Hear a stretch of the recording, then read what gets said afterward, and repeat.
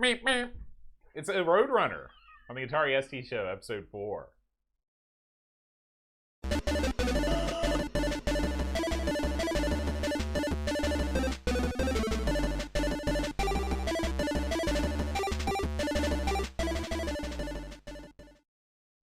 Hi, everybody. Welcome to the Atari ST Show. I'm John. And I'm Aaron. And today, Aaron, we're talking about Roadrunner. Roadrunner, the coyote's after you. Remember that? Mm-mm. That little theme for their show? Did they have their own show? Oh, man. Like the Roadrunner Power Hour? I grew up watching the Warner Brothers, cartoon shows, and they recycled those shows. They were environmentally friendly. Let's just put it that way.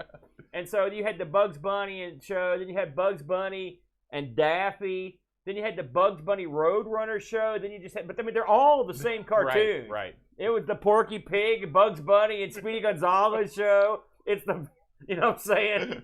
It's all this different guy. But it's the Yosemite Sam and Elmer show. Mm-hmm. It's the same cartoon. Now, what was, I know you're a huge Looney Tunes fan. Yeah, I was. It's been a rough road here recently. Do you have a favorite Looney Tune? I love Bugs. He's awful great. Foghorn Leghorn's pretty funny. Just because he's being Southern from sort of the South, I find him particularly hilarious with the way he talks. He reminds me of like an old Southern wrestling manager. I say, come here, boy. You know, that sort of thing, you know. And he's got all those stupid little sayings he's got. But Bugs Bunny, I grew up watching Bugs, and so he's my favorite. Now, the Looney Tunes are a lot like the Tom and Jerry's, the Popeyes, all right? There's tons of them, but there's a significant slice of them that are garbage. You've got to get that nice chunk. Mm-hmm. You know, because when Chuck Jones came in there, and same thing with Tom and Jerry, then they get weird and psychotic and maddening. Right. I like those classic, pre-war almost, those ones that are right there. And in Popeye, you can listen to any of the ones where he talks to himself. Mm-hmm. Those are gold. Okay. Then you've got the King Syndicate ones that are like they open up with a song, the good song, the good version. They're kind of light blue with Popeye's face in the star. Right. But those get weird after that. They go downhill. You got to catch them in the right spot. The Looney Tunes especially. Yeah. The Roadrunner, I will say, despite it didn't matter really who was working on that show, there was not a whole lot there. I mean, really. I mean, what are you going to do with that show? Well, it is a very simple concept. It's like, I always think, you ever think about comic books. You're writing, okay, listen, you're the new writer for Superman. Sweet. All right, now, what do you do? He's Superman. Like, what can you do? Well, let's try to kill him. Oh, you can't. Let's see if this guy can outrun him. Nope. Can this guy outfly? No, he's Superman. But they killed him one time. They brought him right back. That was a big angle. Everyone's got an angle. And the thing is, Roadrunner, it's a coyote. He's trying to catch the Roadrunner, right? Well, what happens if he catches him? That's the end of the show. There is no more show. That's true. It is sort of like tensionless action, is what I'm trying to say. Right. So up until that point, you got something. So at that point, you know the ending. It's been booked the same way for decades. Well, let's be honest. I mean, just like it's your typical Three Stooges style physical comedy where you watch the coyote destroy himself in any number of ways, and that's where the humor comes from. It's not that we're on the edge of our seats wondering, is this going to be the time? It's like, what is he going to do? What's the wacky contraption he's going to buy? How many times can you watch a coyote fall off a canyon or get hit with an anvil? Well, this is not something you're going to marathon for 8 hours a day. But if you've got a 15-minute block that airs once a week, that's not bad. When I was a kid, this aired every day. Okay. Well, it was a bad time to be a kid. I would see these over and over. It's like, let's see here. Okay, he's going to explode because he's got dynamite strapped to his feet. Boom! All right, here he's going to fall. He's going to run past the Roadrunner and fall off the cliff. There he goes. And the rock's going to hit him. It's the same thing. You can only do so much. Yeah. So let's talk about the video game. Speaking of only being able to do so much. Yeah, I was going to say, because this concept ran directly into the game. I will say that it stayed close to its source material. So this week's Atari ST Show is brought to you by our patrons, and in particular, Game Selection Committee members Dave Velociraptor and Graham Vebke. We salute you. Man, there's a couple winners right there. Right. We love those guys. Now, Roadrunner was released by Atari Games in 1985.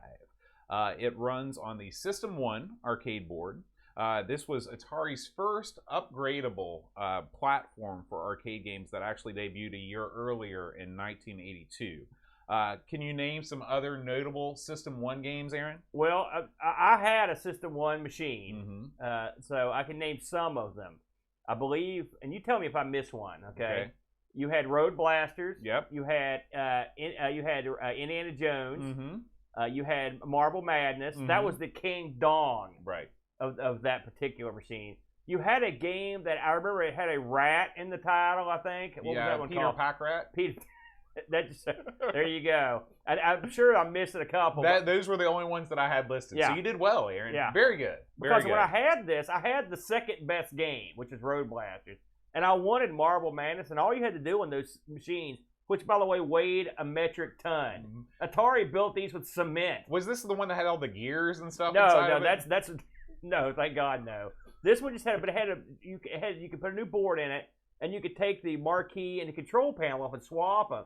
And I wanted the control panel, the marquee, and the board update for Marble Madness because I love Marble Madness, and that's the one everybody wants.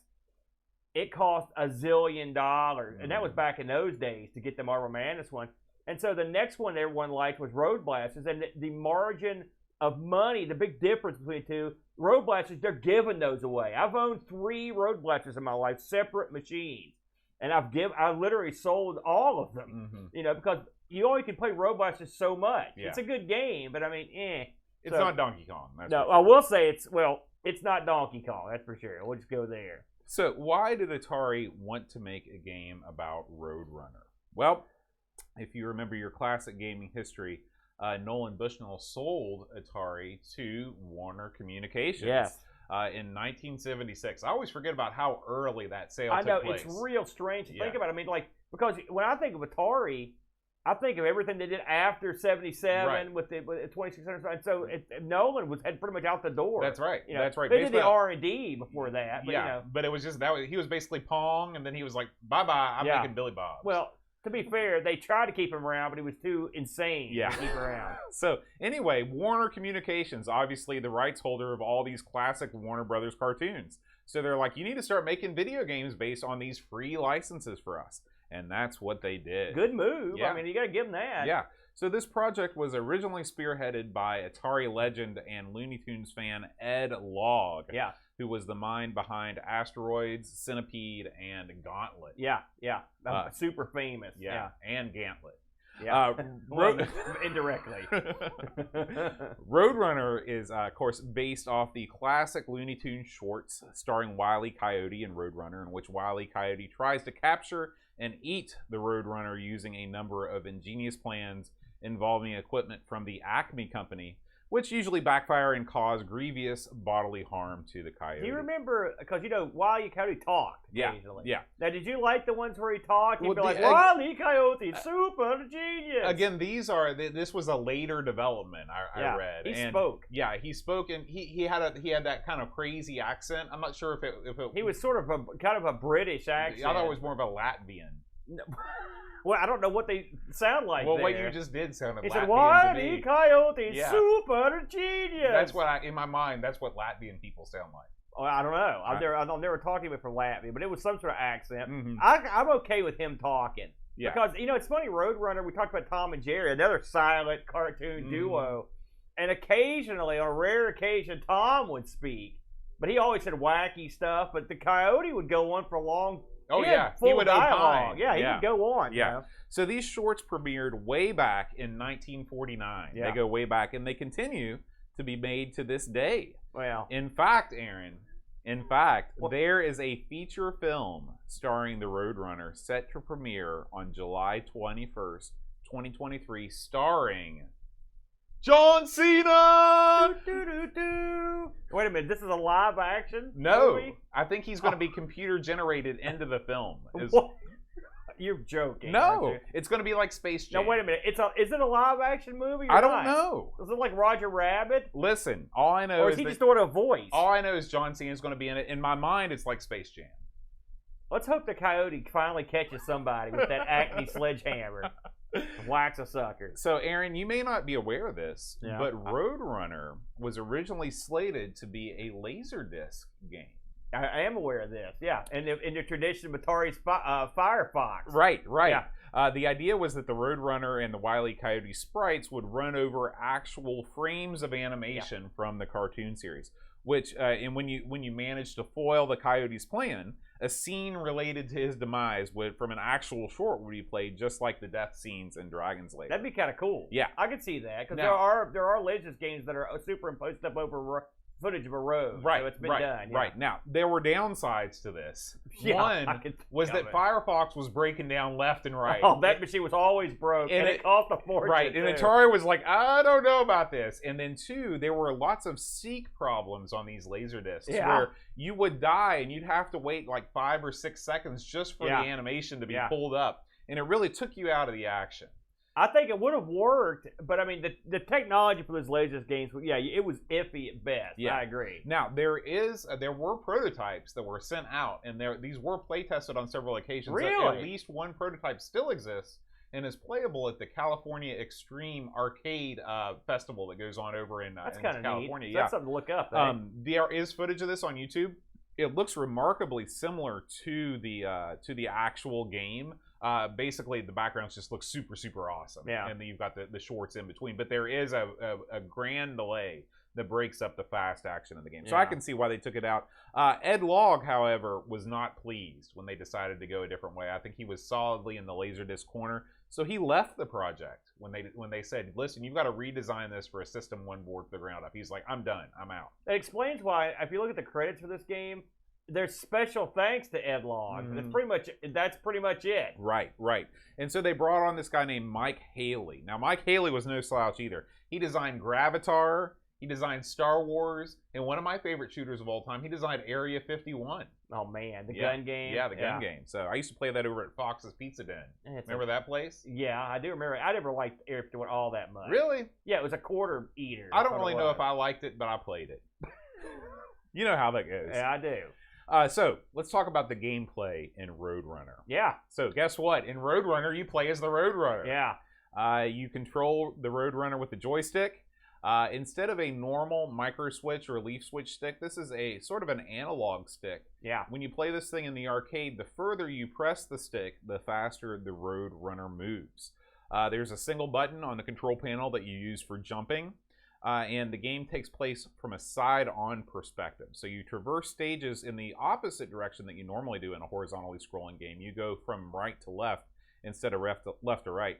The stages are set up as roads, which are backdropped by the American Southwest, just like the cartoon. And as the Roadrunner, you have to negotiate roads of various widths that crisscross each stage while avoiding Wile E Coyote, who's constantly chasing you. And when you say jumping, you're not real. It's more like a long stride. The jump button.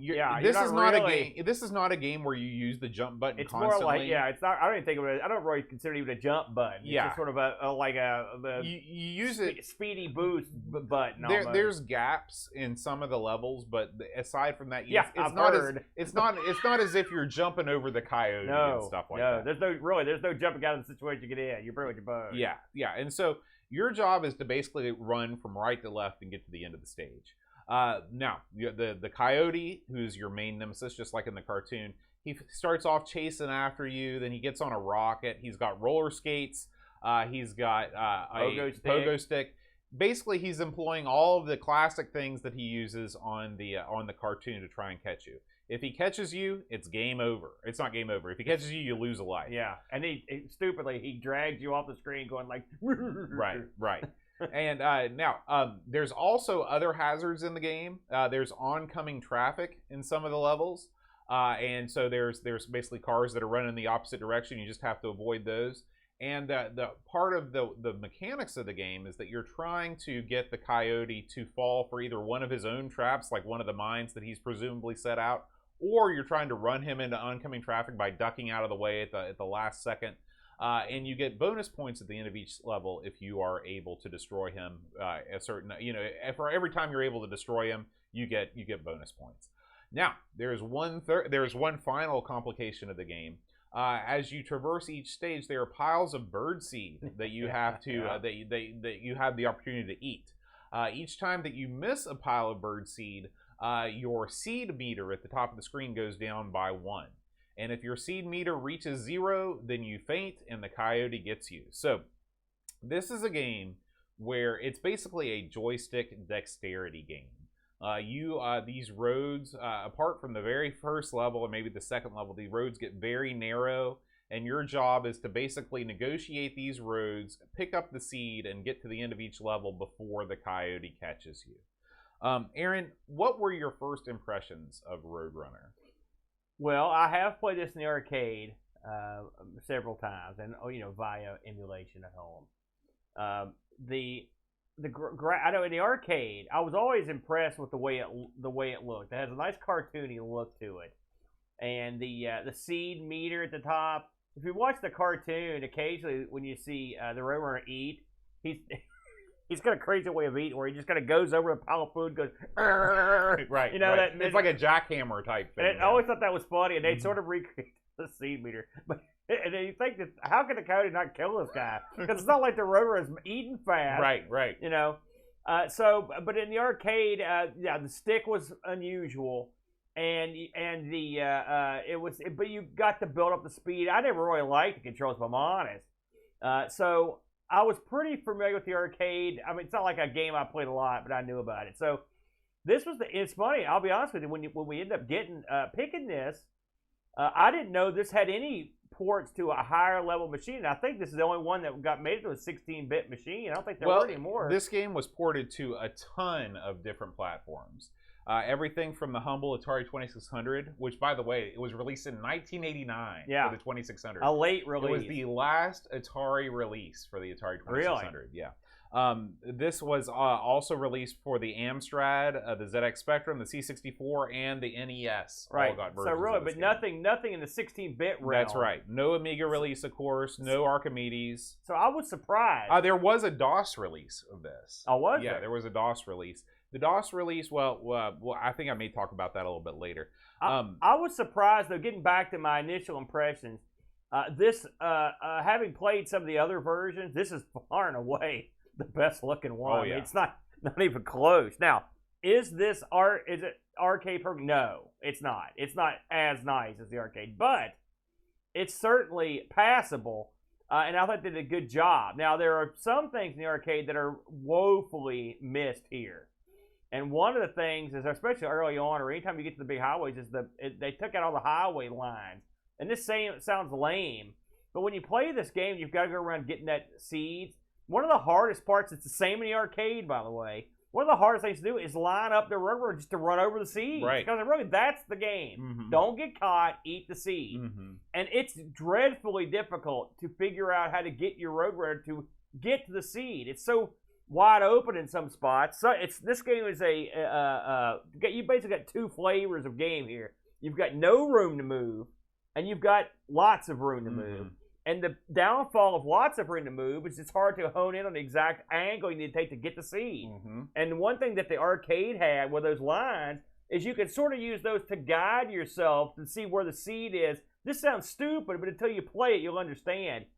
Without having those, I did immediately see that as a difficulty. Also, something I noticed, this is crazy, the arcade, the opening song, I believe, was the William Tell Overture. Mm-hmm. And that's a totally different song. Now, the funny thing is, I watched the video of this, and the music sort of is not in the same order, but a lot of it's still there. Right. So I thought that was kind of a weird William thing. Tell Overture. The William Tell Overture is there. Tchaikovsky's Trepak is there. The Saber Dance is there. But yes, you're right. the Saber Dance. Yeah. That's Right. There's a lot of good music. Oh, Flight of the Bumblebees in the Yeah. arcade. I don't know if it's in the home version. So, it's another one. I want to talk a little bit about the background of the Atari ST version. Oh, there's a background. You Okay. say. Okay. So this was published by Mindscape. It was released in. I was surprised to see that. Yeah, to be honest with you. It was released in 1987. I believe that the NTSC version came first, published by Mindscape, like in the U.S., because in the U.K., guess who it was? Good old U.S. Gold. Yeah. They're always there when It's you need gold. them. Yeah. It was developed by an outfit called Canvas. Oh, actually, this was not, because these guys emerged out of the ashes of Imagine. So I guarantee you this came out in the U.K. first, because this is a U.K.-developed game. They did a few different games. They did Charlie Chaplin, the official Charlie Chaplin game. We got to try that. Yeah, which came out on the CPC and the Speccy. They did the video game version of Highlander, Aaron. Oh, that was an abomination. Yeah. John Grimshaw is credited as the art director. He did this in a game called Wizard Wars, spelled cool guy style with a Z. You got to spell it that way. The programmer was Scott Johnson, who did the artwork for Super Cycle and Breakthrough on the ST. In the ST port of the game, pretty much all the elements are intact. Like you said, the main character sprites are the same size as in the arcade game, which is not common. Most of the time, you're getting smaller sprites on the home version.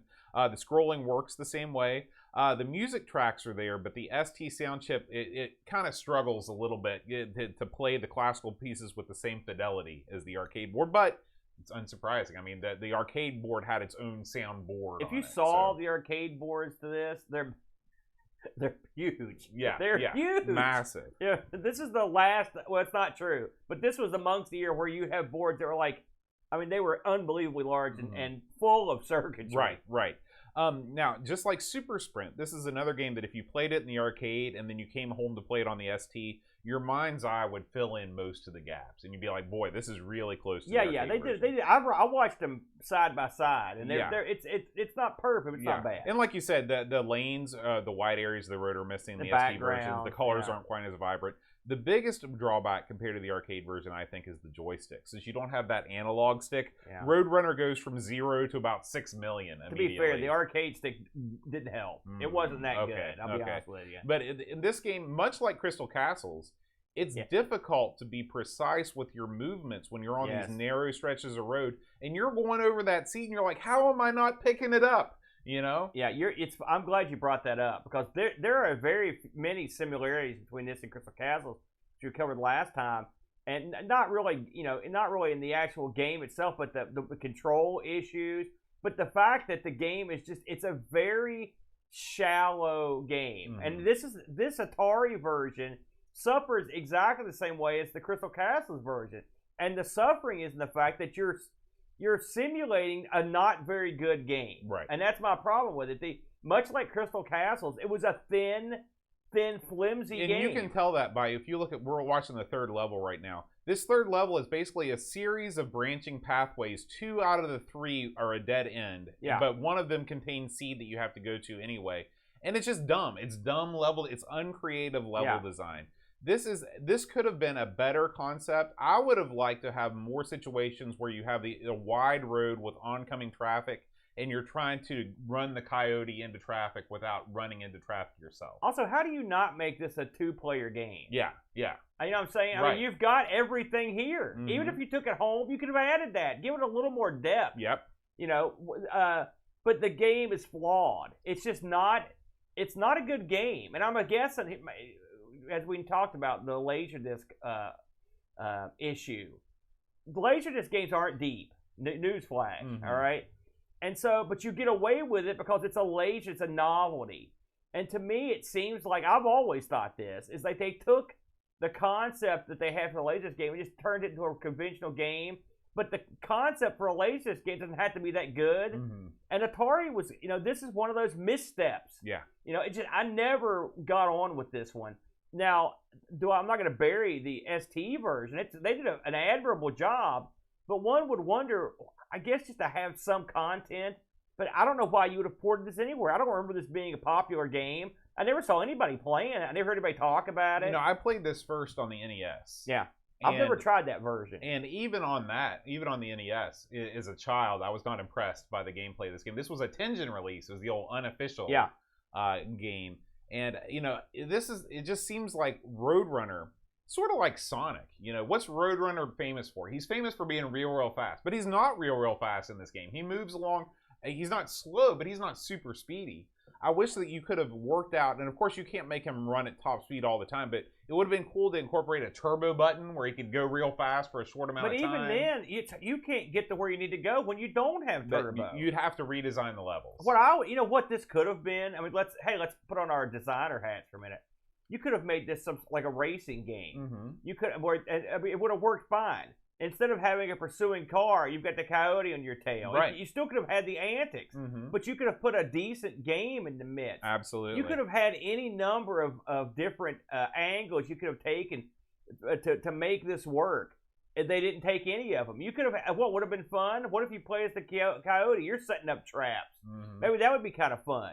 You know, I think there's a lot more mileage in being the coyote than there is the road runner. Yeah. And the thing is, you could be the coyote and do well and still fail. This could have been. That would still be funny. This could have been like Spy versus Spy. Right. It's something along those lines, maybe a little simpler.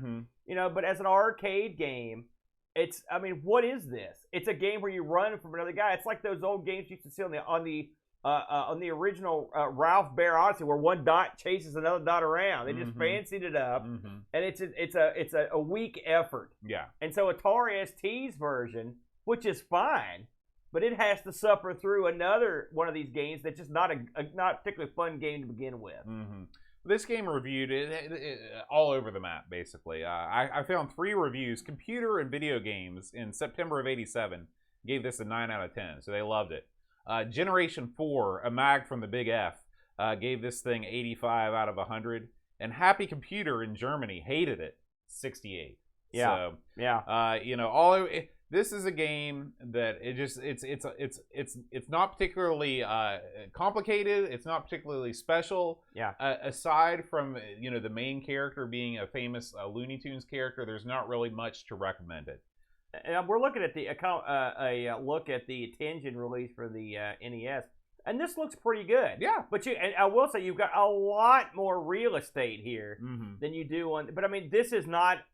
It's not bad. But again, it's basically the same basic bear, homie. Right. You know, you can only do so much. So I mean, if you're gonna play one of these, if you're a real fan of this, you want to play it at home. There's nothing wrong with the ST port. No, but no, I mean, it's definitely the best looking version of all the ports. And it's the one that the most closely mimics the look and the feel of the arcade game. I'm going to agree with you on that one, Bo. We got a couple Discord reviews, Aaron. And by a couple, I mean one. Wow. Pajako6502 writes, the arcade version of this game entices you with great-looking cartoon action. As soon as it has your money, it kicks you in the pants and runs off laughing. Wow. Okay, it's just a memory game, but it's still tough. Wil E Coyote is easier to avoid on the ST port, making it slightly easier to play, but the rest of the game is disappointing. For starters, Roadrunner is too close to the left edge of the screen, giving you very little time to react. Other ports do suffer from the same, but you'll die a lot because of this. The seed hit detection feels like you have to be touching a single pixel, meaning you'll be running loops around them trying to pick them up, and it's really frustrating. It's exactly what it is, yes. But these things feel like they could have easily been fixed, so why it's like this is puzzling. The graphic sprites are nice and look pretty close to the originals. Audio is so-so, but not awful. Roadrunner can MEEP off. 3 out of 10. Burial. Yeah. And I mean, he's not wrong. And like I said, I thought it controlled. I played the arcade version this week. I played both. You know, I got my stick out, and you know, the arcade version was always tough to control as well. And something else, the Atari had that analog control stick. I just never liked it. In the arcade, it didn't feel good to me. I don't like games where you move, speed up and slow down simply by moving in a direction. You know, like further and further. That's something I never got on with. Be honest. Well, there's a reason why you don't see too many games like that anymore. I think nobody really got along with it. Yeah, I think you're right. All right, Aaron. Well, as we close the book on Roadrunner, it's time to talk about what we are going to play next week. Shall we? Or next week, next month. Shall we reveal it? I've got a sneaking suspicion that I know what it might be. So let's find out.